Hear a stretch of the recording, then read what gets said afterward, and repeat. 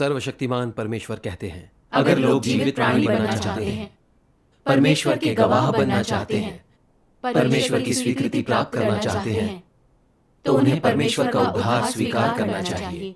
उन्हें आनंद पूर्वक उसके न्याय व ताड़ना के प्रति समर्पित होना चाहिए। आनंद पूर्वक परमेश्वर की काट छांट और निपटारे को स्वीकार करना चाहिए।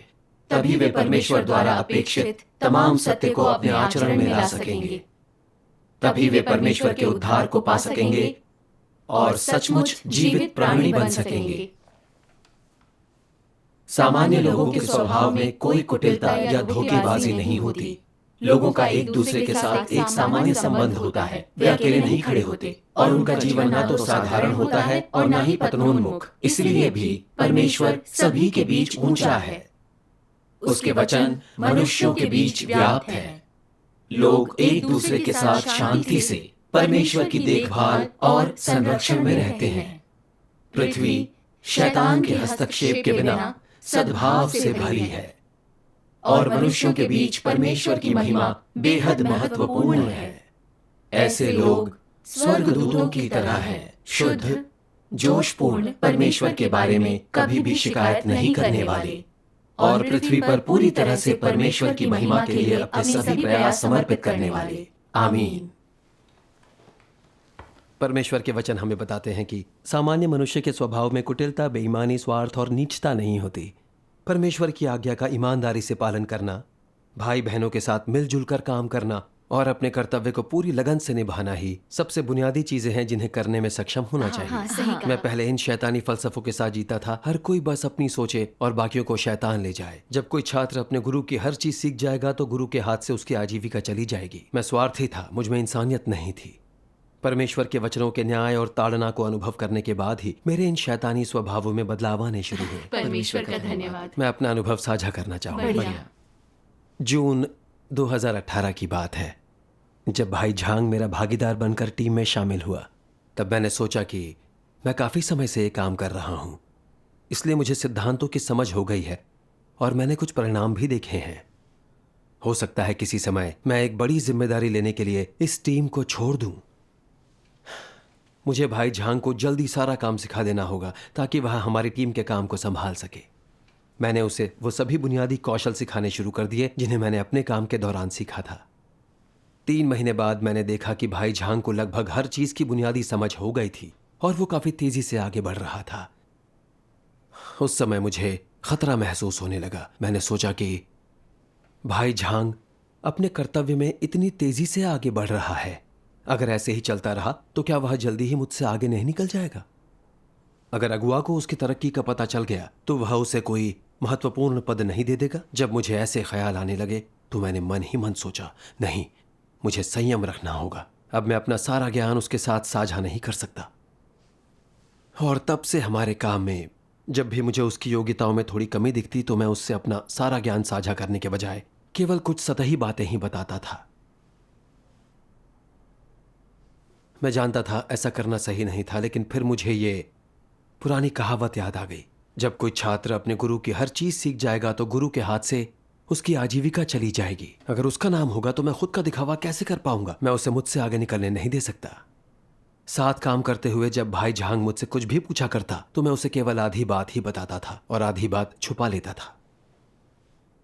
कुछ ही समय बाद अगुआ ने एक महत्वपूर्ण काम पर चर्चा करने के लिए भाई झांग को बुलाया। यह सुनते ही मेरा दिल जोरों से धड़कने लगा। मैंने सोचा, मैं भाई झांग की तुलना में ज्यादा समय से टीम में रहा हूं। अगुआ मुझसे बात क्यों नहीं करना चाहेगा? क्या मैं उनके जितना अच्छा नहीं हूं? मैं ही तो उसे सब कुछ सिखा रहा था। लेकिन अब वह अगुआ की आंखों का तारा है और मुझे एक तरफ धकेल दिया गया है। वह सुर्खियों में है और मुझे कोई याद नहीं करता। अगर मैंने उसे सिखाना जारी रखा तो क्या वह और भी ज्यादा जल्दी नहीं सीखेगा? अगर उसे कोई महत्वपूर्ण पद मिल गया तो मेरा आदर कौन करेगा? इसलिए तब से हमारे काम में जब भी मैं भाई झांग को मुश्किलों में पड़ता देखता तो मैं उसकी मदद नहीं करना चाहता था। इन सभी चीजों को समय रहते हल न करने के कारण हमारी प्रगति धीमी पड़ गई और कलीसिया का काम भी रुक गया। मैं खुद को कसूरवार समझ असहज महसूस करने लगा। फिर भी मैंने खुद पर विचार नहीं किया। एक दिन मेरे बगल में अचानक से खुजली होने लगी। मैं इसे रोक नहीं पा रहा था। मरहम लगाने से भी आराम नहीं मिला। अगले दिन मेरे हाथ में इतना दर्द होने लगा कि मैं उसे हिला भी नहीं पा रहा था। तब मुझे एहसास हुआ कि यह कोई संयोग नहीं था। इसलिए मैं प्रार्थना और तलाश करने के लिए परमेश्वर के सामने आया। मैंने कहा, हे परमेश्वर, यह स्थिति अचानक शुरू हुई है। मुझे पता है कि इसके पीछे तुम्हारी नेक इच्छा है, लेकिन मैं बहुत असंवेदनशील हूं और मैं नहीं जानता कि तुम्हारी इच्छा क्या है। कृपया मुझे प्रबुद्ध करो और मेरा मार्गदर्शन करो। एक दिन मेरी भक्ति के दौरान परमेश्वर के ये वचन अचानक मेरे मन में आए। यदि तुम अपना सब कुछ समर्पित करने के इच्छुक नहीं हो, यदि तुम इसे छिपाए रखते हो, तो अपने कामों में चालाकी करते हो। यह मेरे लिए समय रहते सचेत होने की घंटी थी। मैं नाम और लाभ पाने के लिए संघर्ष कर रहा था। मुझे डर था कि कहीं यह भाई मुझसे आगे ना निकल जाए। इसलिए मैं अपने काम में कभी भी साफ दिल नहीं रहा और मैं उसके साथ अपना ज्ञान साझा नहीं करना चाहता था। मैंने देखा कि परमेश्वर मुझे चेतावनी दे रहा था ताकि मैं अपने ऊपर विचार करूं। सही कहा। बाद में मैंने परमेश्वर के वचनों का यह अंश पढ़ा। अविश्वासियों में एक विशेष तरह का भ्रष्ट स्वभाव होता है। जब वे अन्य लोगों को कोई व्यवसाय संबंधी ज्ञान या कौशल का कुछ हिस्सा सिखाते हैं, तो वे इस बात पर विश्वास करते हैं कि जब कोई छात्र अपने गुरु की हर चीज सीख जाएगा तो गुरु के हाथ से उसकी आजीविका चली जाएगी। उनका मानना होता है कि अगर वो अपना सारा ज्ञान दे देंगे तो कोई भी उनका सम्मान नहीं करेगा और वे अपना ओहदा खो देंगे। इसलिए उन्हें लगता है कि उन्हें अपने ज्ञान का कुछ हिस्सा अपने पास ही रखना चाहिए। ज्ञान का केवल 80% लोगों को सिखाते हैं। उन्हें लगता है कि यही एकमात्र तरीका है जिससे वे गुरु के अपने पद का दिखावा कर सकते हैं। जानकारी को रोक कर रखना और अपनी कुछ चालें छिपा कर रखना, यह किस प्रकार का स्वभाव है? यह तो धोखा है। यह मत सोचो कि तुम ठीक ही चल रहे हो या तुम सबको बुनियादी बातें बताकर ज्ञान को नहीं छिपा रहे हो। यह नहीं चलेगा। शायद कभी कभी तुमने केवल कुछ सिद्धांतों या बातों को सिखाया हो जो लोग शब्दशः समझ सकते हैं, लेकिन नए लोगों को कोई भी सार या महत्वपूर्ण बिंदुओं की समझ हासिल नहीं हो पाती है। तुम विस्तार में जाए बिना या विवरण दिए बिना सिर्फ एक संक्षिप्त वर्णन देकर सोचते हो। खैर, मैंने तुम्हें बता दिया है और मैंने जानबूझकर कोई भी चीज छिपा कर नहीं रखी है। तुम नहीं समझ पा रहे हो क्योंकि तुम्हारी क्षमता खराब है, इसलिए मुझे दोष मत दो। हमें बस यह देखना होगा कि अब परमेश्वर तुम्हें आगे कैसे ले जाता है। इस तरह की विवेचना में छल होता है कि नहीं? क्या यह स्वार्थी और अधम व्यवहार नहीं है?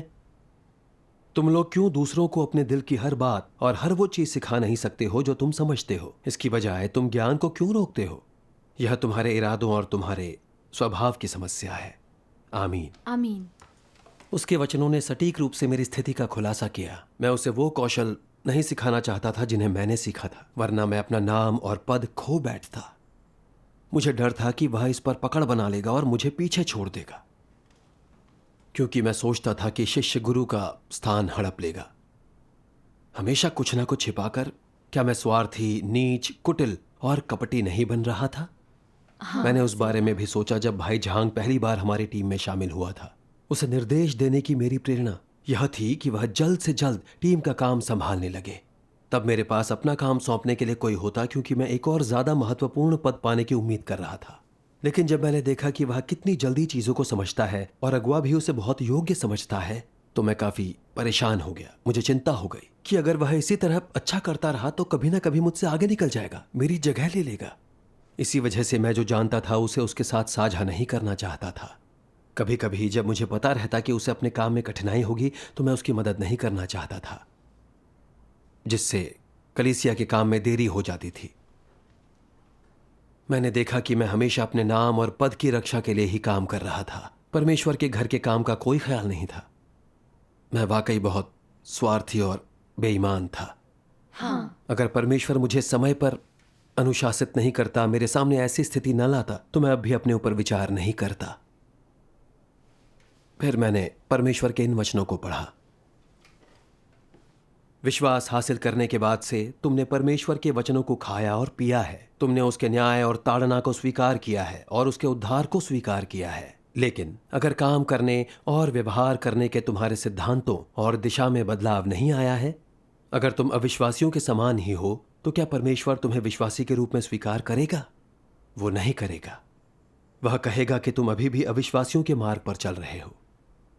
इसलिए चाहे तुम अपने कर्तव्य पूरे कर रहे हो या पेशेवर ज्ञान सीख रहे हो, तुम्हें अपने हर काम में सिद्धांतों का पालन करना चाहिए। तुम जो भी करते हो उससे सत्य के अनुसार पेश आना चाहिए और सत्य के अनुसार अभ्यास करना चाहिए। तुम्हें सत्य से समस्याओं, अपने भ्रष्ट स्वभावों, गलत तरीकों और विचारों को हल करना चाहिए। तुम्हें लगातार इनसे जीतना चाहिए। सबसे पहले तुम्हें अपनी जांच करनी चाहिए। इसके बाद अगर तुम्हें किसी भ्रष्ट स्वभाव का पता चलता है तो तुम्हें इसे हल करना होगा, इसे वश में करना होगा और इसे त्यागना होगा। इन समस्याओं को हल करने के बाद जब तुम अपने भ्रष्ट स्वभावों के आधार पर चीजों को करना बंद कर दोगे और जब तुम अपने उद्देश्यों और हितों को छोड़ पाओगे और सत्य सिद्धांतों के अनुसार अभ्यास कर पाओगे, केवल तब तुम वह करोगे जो परमेश्वर का सच में अनुसरण करने वाले व्यक्ति को करना चाहिए। तुम्हें उस व्यावसायिक ज्ञान के सार और मुख्य बिंदुओं को, यानी वे चीजें जो दूसरों ने समझी या पहचानी नहीं हैं, लोगों को बताना होगा ताकि वे सभी समझने के लिए अपनी सारी ताकत लगा सकें और फिर ज्यादा संख्या में ज्यादा गहरी और ज्यादा परिपक्व चीजें समझ सकें। अगर तुम इन सभी चीजों का योगदान करोगे तो यह कर्तव्य पूरा कर रहे लोगों के लिए अच्छा होगा और साथ ही परमेश्वर के घर के काम के लिए भी। अधिकांश लोगों को जब पहली बार व्यवसाय संबंधी ज्ञान के कुछ विशिष्ट पहलुओं से परिचित कराया जाता है तो वे केवल इसके शाब्दिक अर्थ को समझ सकते हैं, जबकि मुख्य बिंदुओं और सार की समझ हासिल करने के लिए कुछ समय तक अभ्यास की जरूरत होती है। अगर तुम इन बारीकियों को समझ चुके हो तो तुम्हें उन्हें बता देना चाहिए। उन्हें गोल गोल घुमाना नहीं चाहिए। वहां पहुंचने में इतना समय नहीं लगाना चाहिए। यह तुम्हारी जिम्मेदारी है, तुम्हें यही करना चाहिए। अगर तुम तुम्हारे मुताबिक जो मुख्य बिंदु और सार हैं वो उन्हें बता देते हो, केवल तब तुम कुछ भी छिपा नहीं रहे हो, तब तुम स्वार्थी नहीं हो। आमीन, आमीन, आमीन। परमेश्वर के वचनों से मुझे एहसास हुआ कि मुझे अपने कर्तव्य में खुद पर विचार करने पर ध्यान देना होगा। हाँ। अपने शैतानी स्वभाव को ठीक करने के लिए सत्य की तलाश करनी होगी। मुझे मेरे गलत इरादों और ख्यालों का त्याग करना होगा। अपने कर्तव्य में भाई बहनों के साथ मिलकर काम करने के काबिल बनना होगा। मैंने महसूस किया कि हम सब में बहुत सी चीजों का अभाव है, फिर चाहे वह सत्य में हो या हमारे काम में। इसलिए भाई बहनों को अपने अपने कर्तव्यों में एक दूसरे की मदद और सहयोग करना चाहिए और वे जितना भी समझते हैं उसे बिना छुपाए उसके बारे में सहभागिता करनी चाहिए। इस प्रकार एक दूसरे की कमियों को हल करने से हम भटकने से बच सकेंगे। बेशक, परमेश्वर का धन्यवाद। असल में मेरा भाई झांग से थोड़ा ज्यादा योग्य होना भी पूरी तरह से परमेश्वर की कृपा के कारण था। मुझे परमेश्वर की इच्छा पर सोचना चाहिए था, अपने स्वार्थ को त्याग कर। उसे वो सब कुछ सिखाना चाहिए था जो मैं जानता था, ताकि वह जल्द अपना कर्तव्य अच्छे से निभा सके जो परमेश्वर की इच्छा के अनुरूप होता। आमीन। परमेश्वर का धन्यवाद। जैसे ही मुझे इस बात का एहसास हुआ, मैं परमेश्वर के सामने प्रार्थना करने लगा। मैं अपनी गलत सोच का त्याग करने और अपने स्वार्थी, नीच, शैतानी स्वभावों से न जीने को तैयार था। बाद में मैंने भाई झांग को ढूंढा ताकि उस बारे में उससे ईमानदारी से बात कर सकूं और अपने इन शैतानी स्वभावों का विश्लेषण कर सकूं। मैंने उसके साथ अपनी योग्यताओं के मुख्य बिंदु भी साझा किए। परमेश्वर का धन्यवाद। इस तरह से अभ्यास शुरू करने के बाद मैं काफी ज्यादा सहज महसूस करने लगा और मेरे स्वास्थ्य की समस्या भी जल्द ही ठीक हो गई। परमेश्वर का धन्यवाद। परमेश्वर का धन्यवाद। मैंने सोचा कि उन हालात से गुजरने के बाद अब मैं बदल चुका हूं, लेकिन ये शैतानी स्वभाव वास्तव में मेरे भीतर गहराई तक समाये हुए थे। मुश्किल हालात सामने आते ही मैं फिर जहर निकालने लगता था। मार्च 2019 में भाई झांग और मैं एक साथ कलीसिया के अगुआ नियुक्त किए गए। शुरुआत में हमने मिलकर बहुत अच्छे से काम किया। फिर चाहे वह कलीसिया से जुड़ा कोई मुद्दा हो या हमारी कोई परेशानी, हम उन परेशानियों को हल करने के लिए सत्य तलाशने में सक्षम थे। लेकिन फिर एक दिन मैंने कलीसिया में किसी को ऐसा कहते हुए सुना, भाई झांग की सत्य पर सहभागिता काफी व्यावहारिक है और वे अपने काम में जिम्मेदार हैं। यह सब सुनकर मेरा मन फिर से बेचैन हो उठा और मैंने सोचा, अगर भाई झांग मुझसे आगे निकल गया तो जल्द ही मेरी कोई इज्जत नहीं रहेगी। और फिर उसके बाद से हमारे काम की हर चर्चा में मैं केवल गलतियां और खामियां ही निकालता और उन्हें हल करने के अभ्यास के मार्गों को अपने तक ही रखता। कभी कभी जब वह कुछ जानने के लिए मेरे पास आता तो मैं बस होठों को भींचकर थोड़ी बहुत जानकारी दे दिया करता था, इस डर से कि अगर उसे कुछ ज्यादा ही समझ आ गया तो वह मेरे बिना ही समस्याओं को सुलझाने लगेगा। मुझे याद है एक समय जब वह कमजोरी का अनुभव कर रहे कुछ भाई बहनों को सहारा देने जाने वाला था। उसे डर था कि सही सहभागिता के बिना सब बेकार चला जाएगा, इसलिए वह मेरे पास बात करने आया कि किन सत्यों पर ध्यान देना सबसे अच्छा होगा। पर मुझे इसी बात का ध्यान था कि अगर मैंने उसे वो सब कुछ बता दिया जो मैं जानता था और उसने जाकर समस्या को हल कर दिया तो भाई बहन बेशक उसी का आदर करेंगे और अगली बार मैं अपनी सहभागिता में क्या साझा करूंगा, क्या इससे वह मुझसे बेहतर नहीं दिखने लगेगा? तो मैंने उस समय सोचा, नहीं, मुझे अगली बार की सहभागिता के लिए कुछ बातें छिपानी होंगी ताकि वे देख सकें कि मैं समस्याओं को सुलझाने में ज़्यादा सक्षम हूं। मैंने भाई झांग को सिर्फ एक ही संक्षिप्त जानकारी दी और किसी भी खास या ज़रूरी बात का उल्लेख नहीं किया, क्योंकि मैं अपने स्वार्थ के बारे में ही सोच रहा था और मैं उसके साथ अपनी हर जानकारी को साझा नहीं करना चाहता था। इसलिए मैंने हमारे काम में भाई झांग से नज़रें फेर लीं और हम एक दूसरे के साथ चर्चा करने में कम समय बिताने लगे। कई बार मैंने खुद को वाकई दोषी महसूस किया और मन ही मन सोचा, इस तरह से अपना कर्तव्य निभाते हुए मैं अपने भाई के साथ मिलकर काम नहीं कर रहा हूं और परमेश्वर भी इससे खुश नहीं होगा। लेकिन फिर मैंने सोचा, अगर वह मुझसे आगे निकल जाता तो सभी उसके पास जाने लगेंगे। इसलिए मैं अब सत्य का अभ्यास नहीं करना चाहता था। उस दौरान मैं लगातार ऐसी जिद्दी स्थिति में जी रहा था और तभी परमेश्वर का धर्मी स्वभाव मुझ पर आया। मेरा मन हर समय उलझन में रहता था। सभाओं में मेरी सहभागिता में बिल्कुल भी प्रकाश नहीं होता था। हर रात आंख लग जाती और मैं जल्दी सो जाता। मुझे काफी ज्यादा बेचैनी भी होने लगी थी। उस समय मुझे यह एहसास हुआ कि परमेश्वर ने मुझसे मुंह फेर लिया है और फिर मैं डर गया। मैं भागकर परमेश्वर के सामने आया और प्रार्थना करने लगा, हे परमेश्वर, मैं बहुत ही स्वार्थी और घृणा योग्य हूं। मुझे पता है कि इससे तुम्हें घृणा होती है, लेकिन मैं खुद को रोक नहीं पाता। मैं खुद को उनसे छुटकारा नहीं दिला पाता। परमेश्वर, कृपा करके मुझे प्रबुद्ध करो ताकि मुझे अपनी प्रकृति और सार का सच्चा ज्ञान हो सके। अपनी प्रार्थना के बाद मैंने परमेश्वर के वचनों का यह अंश पढ़ा,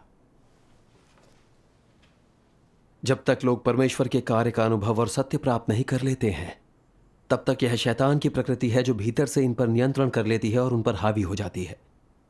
वह प्रकृति विशिष्ट रूप से किस चीज को अपरिहार्य बनाती है। उदाहरण के लिए, तुम स्वार्थी क्यों हो? तुम अपने पद की रक्षा क्यों करते हो? तुम्हारी भावनाएं इतनी प्रबल क्यों हैं? तुम उन अधार्मिक चीजों से प्यार क्यों करते हो? ऐसी बुरी चीजें तुम्हें अच्छी क्यों लगती हैं? ऐसी चीजों को पसंद करने का आधार क्या है? ये चीजें कहां से आती हैं? तुम इन्हें स्वीकार कर इतने खुश क्यों हो? अब तक तुम सबने समझ लिया है कि उनमें मुख्य रूप से शैतान का जहर है। जहां तक इस बात का प्रश्न है कि शैतान का जहर क्या है, इसे वचनों के माध्यम से व्यक्त किया जा सकता है। उदाहरण के लिए, यदि तुम कुछ कुकर्मियों से पूछते हो उन्होंने बुरे कर्म क्यों किए, तो वे जवाब देंगे, हर व्यक्ति अपनी सोचे बाकियों को शैतान ले जाए। यह अकेला वाक्यांश समस्या की जड़ को व्यक्त करता है। शैतान का तर्क लोगों का जीवन बन गया है। वे चीजों को चाहे किसी उद्देश्य से करें, लेकिन यह केवल अपने लिए होता है। लोग सोचते हैं चूंकि हर किसी को अपनी सोचनी है, तो उन्हें अपने लिए जीना चाहिए। अपने पद, खाने, कपड़े की रक्षा के लिए सब कुछ करना चाहिए। हर व्यक्ति अपनी सोचे, बाकियों को शैतान ले जाए। यही मनुष्य का जीवन और फलसफा है और इंसानी प्रकृति का भी प्रतिनिधित्व करता है। यह कथन वास्तव में शैतान का जहर है। मनुष्य के आत्मसात के बाद यह उनकी प्रकृति बन जाता है। इन वचनों के माध्यम से शैतान की प्रकृति उजागर होती है। ये पूरी तरह से इसका प्रतिनिधित्व करते हैं और यही जहर मनुष्य के अस्तित्व की नींव बन जाता है और उसका जीवन भी। यह भ्रष्ट मानव जाति पर लगातार हजारों सालों से इस जहर के द्वारा हावी रहा है। आमीन। आमीन। इन वचनों को पढ़कर मुझे पता चला कि मैं स्वार्थी हो गया था और मैं घृणित कार्य कर रहा था, क्योंकि हर व्यक्ति अपनी सोचे बाकियों को शैतान ले जाए। जैसे शैतान के जहर और फलसफे ही मेरी प्रकृति बन गए थे। वाकई मैं उन्हें अच्छी बातें और जीवन जीने के नियम मान बैठा था। सोचता था कि लोगों को ऐसे ही जीना चाहिए और यही अपने आप को बचाए रखने का एकमात्र तरीका है। इसके परिणाम स्वरूप मैं ज्यादा स्वार्थी और नीच बन गया। बस खुद के बारे में सोच रहा था। मुझे लगातार इस बात का डर लग रहा था कि भाई झांग मुझसे उस काम में बेहतर होगा जिसे हम साथ मिलकर कर रहे थे। इसलिए जब भी हम काम के बारे में बात करते तो मैं चीजों पर बस टिप्पणी ही करता, कम से कम योगदान देता और अपने सारे ज्ञान को भी साझा नहीं करता था। जब भाई झांग को अपने कर्तव्य में समस्याओं का सामना करना पड़ता और वो मेरे पास आता, तो मुझे परमेश्वर के घर के काम की चिंता नहीं रहती थी। चिंता ये थी कि अगर मैंने उसे सब कुछ सिखा दिया तो कलीसिया में मुझे कौन पूछेगा। जबकि मुझे अच्छी तरह से पता था कि यह सही तरीका नहीं है, तब भी मैं उसकी मदद नहीं करना चाहता था। मुझे पता था मैं अपना काम परमेश्वर की इच्छा के लिए या उसके घर के काम को बनाए रखने के लिए नहीं कर रहा था, बल्कि निजी नाम और रुतबे की चाह में कर रहा था। मैं वाकई हद से ज्यादा स्वार्थी और चालाक बन गया था। हाँ, वाकई। अपने काम में शैतानी विष पर भरोसा करके मैं आखिर परमेश्वर का मार्गदर्शन और आशीष कैसे प्राप्त कर सकता था? मैंने सोचा कि मैं जो कुछ भी जानता था उसे दूसरों को न सिखाकर मैं कलीसिया में सबसे अच्छा और सम्मानित व्यक्ति बन सकता हूं, लेकिन असल में सब कुछ उल्टा हो गया। मैं चीज़ों को जितना छुपाता गया, मेरी आत्मा उतनी ही काली होती गई और परमेश्वर का मार्गदर्शन भी दूर हो गया। स्थिति ऐसी हो गई कि मैं वो काम भी नहीं कर सकता था जो पहले करता था। फिर प्रभु यीशु के यह वचन मेरे मन में आए, क्योंकि जिसके पास है उसे और दिया जाएगा, उसके पास बहुलता होगी, पर जिसके पास कुछ नहीं उसके पास जो है वो भी ले लिया जाएगा। इन वचनों को पढ़कर मुझे परमेश्वर के धार्मिक स्वभाव का एहसास होने लगा। जब मैंने इस बारे में थोड़ा और सोचा तो पाया कि मेरा अपने काम में कुछ समस्याओं को देख पाना परमेश्वर का मार्गदर्शन था, और परमेश्वर के वचनों के मार्गदर्शन के बिना मैं अंधा था। सच है। मैं कुछ भी समझ पाने और किसी भी समस्या को हल करने में असमर्थ था। मुझ में आत्मचेतना की कमी थी और मैंने पवित्र आत्मा की प्रबुद्धता को बेशर्मी से अपनी योग्यता समझा। क्या मैं परमेश्वर की महिमा को चुराने की कोशिश नहीं कर रहा था?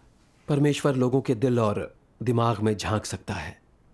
मुझे पता था कि अगर मैं स्वार्थी और घृणित ही बना रहा तो मैं निश्चित रूप से परमेश्वर द्वारा ठुकरा और हटा दिया जाऊंगा। हाँ। उस विचार के साथ मैं तुरंत परमेश्वर के पास आकर प्रार्थना करने लगा, परमेश्वर, मैं अब अपने कर्तव्य में इतना खुदगर्ज और नीच नहीं रहूंगा। मैं वाकई भाई झांग के साथ अच्छे से काम करना चाहता हूं। आमीन। आमीन। उसके बाद मैंने परमेश्वर के इन वचनों को पढ़ा। हमेशा अपने लिए कार्य मत कर, हमेशा अपने हितों की मत सोच, और अपनी स्वयं की हैसियत, प्रतिष्ठा और साख पर विचार मत कर। इंसान के हितों पर गौर मत कर। तुझे परमेश्वर के घर के हितों पर विचार करना चाहिए और उसे अपनी पहली प्राथमिकता बनाना चाहिए। तू उसकी इच्छा के बारे में विचार कर। यहां से शुरू कर कि तू अपने कर्तव्य निर्वहन में अशुद्ध तो नहीं रहा है। क्या तू अत्यंत वफादार, अत्यंत जिम्मेदार रहा है? और क्या तूने अपना सर्वस्व दिया है? क्या तूने अपने कर्तव्य और परमेश्वर के घर के कार्य पर पूरे दिल से विचार किया है? तुझे इन चीजों पर सोचना चाहिए। इन चीजों पर बार बार सोच और तू आसानी से अपना कर्तव्य निभा पाएगा। जब तुम खुद को स्वार्थी और अधम होने के रूप में प्रकट करते हो और इस बारे में जान जाते हो तो तुम्हें सत्य की तलाश करनी चाहिए। परमेश्वर की इच्छा के अनुरूप होने के लिए मुझे क्या करना चाहिए, कैसे बर्ताव करना चाहिए ताकि सबको लाभ पहुंचे। अर्थात तुम्हें अपने हितों को भूलने से शुरुआत करनी चाहिए। अपने कद के अनुसार धीरे धीरे उनका त्याग करना चाहिए। ऐसे कुछ अनुभवों के बाद तुम पूरी तरह उन्हें भूल चुके होंगे, और ऐसा करते करते तुम्हारी स्थिरता बढ़ती जाएगी। तुम जितना अपने हितों को भुलाओगे उतना तुम्हें लगेगा कि तुम में विवेक और तर्क होना चाहिए, और स्वार्थी उद्देश्यों के बिना तुम स्पष्ट ईमानदार व्यक्ति बन रहे हो। तुम परमेश्वर को संतुष्ट करने के लिए काम कर रहे हो। ऐसा व्यवहार तुम्हें मानव कहलाने के योग्य बनाता है, और इस तरह से पृथ्वी पर जीने के द्वारा तुम एक स्पष्ट और ईमानदार व्यक्ति बनकर जी रहे हो। तुम्हारी अंतरात्मा साफ है और तुम उन सभी चीजों के योग्य हो जो परमेश्वर ने तुमको दी हैं। जितना इस तरह जीवन व्यतीत करोगे उतना ही स्थिर और उजला महसूस करोगे। इस तरह क्या तुमने सही रास्ते पर चलना नहीं शुरू कर दिया होगा? आमीन। आमीन। आमीन। इसे पढ़ने के बाद मुझे समझ आ गया कि अच्छे से काम करने के लिए मुझे यह सोचना होगा कि कलीसिया के काम को कैसे कायम रखें। पूरी लगन और जिम्मेदारी के साथ इसे कैसे निभाया जाए। परमेश्वर का ध्यान हमारे काम के रवैये पर होता है। उसे यह उम्मीद है कि हम उसका सामना सच्चे दिल से करें, हम अपना कर्तव्य अच्छी तरह से निभाएं और हम विवेक और मानवता से भरे लोग बने। आमीन। जब मैंने उसकी इच्छा को समझ लिया तो मैंने अपने दिल में परमेश्वर से एक प्रार्थना की। उसे बताया कि मैं स्वार्थी विचारों और निजी हितों को त्यागने को तैयार हूं, और मैं सिर्फ वही करूंगा जिससे कलीसिया को और मेरे भाई बहनों के जीवन को फायदा हो। परमेश्वर का धन्यवाद। उसके बाद मैंने भाई झांग से बात की। उसे अपने स्वार्थी स्वभावों और धोखेबाज इरादों के बारे में बताया। हमने एक साथ मिलकर सत्य की तलाश भी की ताकि काम की समस्याओं को हल किया जा सके। हर उस चीज के ऊपर सहभागिता की जिसके बारे में मैं जानता था। परमेश्वर का धन्यवाद। जब मैंने उस तरह से अभ्यास किया तो मुझे वाकई काफी शांति का अनुभव हुआ। मुझे पता चला कि ऐसा इंसान बहुत स्पष्ट और निष्कपट होता है। बिल्कुल सही। इस तरह से जीना बहुत बढ़िया है। मेरी स्थिति धीरे धीरे सुधर गई और मुझे अपने काम में इसका असर भी दिखना शुरू हो गया। हालांकि मेरी सोच अभी भी स्वार्थी और नीच थी, लेकिन जैसे ही मेरे मन में यह ख्याल आता कि इससे परमेश्वर को कितनी घृणा होती है, तो मैं प्रार्थना करने लगता, अपनी गलत सोच को त्याग देता और उसके वचनों के अनुसार अभ्यास करने की इच्छा करता। आमीन। परमेश्वर का धन्यवाद। ऐसे अनुभव से गुजरने के बाद मुझे वाकई यह एहसास हुआ कि शैतानी स्वभावों और उसके जहर पर निर्भर होकर अपना काम करने से हम सिर्फ ज्यादा स्वार्थी, नीच और खुदगर्ज ही बन सकते हैं। वाकई। हम सारी इंसानियत खो देंगे, अपने आप को सिर्फ पीड़ा ही नहीं देंगे बल्कि दूसरों के साथ काम करने में भी असमर्थ हो जाएंगे। इससे परमेश्वर के घर के काम को नुकसान ही होता है। जब मैंने परमेश्वर के वचनों के अनुसार एक ईमानदार व्यक्ति की तरह सत्य का अभ्यास किया और अपने हितों के बारे में सोचना छोड़ दिया, तब मुझे अपने कर्तव्य में पवित्र आत्मा की प्रबुद्धता और मार्गदर्शन मिला और आंतरिक शांति महसूस हुई। परमेश्वर का धन्यवाद। परमेश्वर का धन्यवाद। यह उसके वचनों का न्याय और ताड़ना ही थी जिससे मुझे अपने शैतानी स्वभावों की थोड़ी बहुत समझ मिली और मैं आखिरकार सत्य का अभ्यास करने और एक सच्चे इंसान की तरह जीने में सक्षम हो सका। आमीन। परमेश्वर का धन्यवाद। आमीन। परमेश्वर का धन्यवाद। परमेश्वर का धन्यवाद। हाँ बिल्कुल। वाकई में बहुत अच्छा लगा। परमेश्वर का धन्यवाद।